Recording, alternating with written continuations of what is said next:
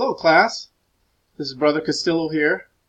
We're on to lesson 12. Only 3 more weeks left of the semester, so hang in there, everyone. All right, so we'll start off with a did you know, recap of lesson 11, talk about lesson 12, the assignments due for lesson 12, and one final thought. Did you know that despite being one of the top 10 richest men in the world, Ingvar Kamprad, founder of IKEA, lives in a small home, eats at IKEA, and uses the bus? So to recap lesson 11, change is hard. We saw in the surgical unit case with Barbara Norris that implementing change is hard. Culture matters. Teamwork, collaboration, and openness, or trust, like we learned in the 5 Dysfunctions of a Team book, is crucial to the success of a team. The importance of your direct manager. Obviously, Barbara Norris inherited a difficult situation from what had been there before.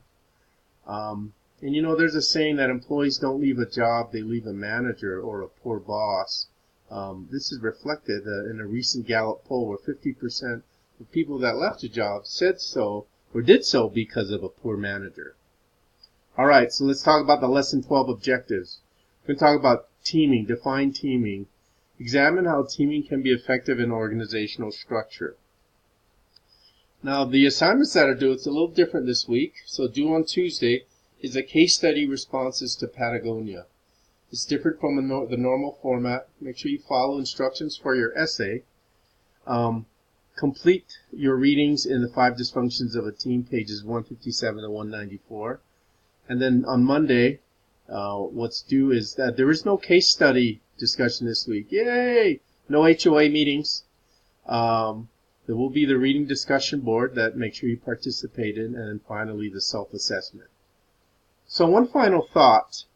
The 2 most important days in your life are the day you are born and the day you find out why. A great quote by Mark Twain. All right, everybody, have a great week. Let me know if you have any questions. I'll see you online. Take care. Bye-bye.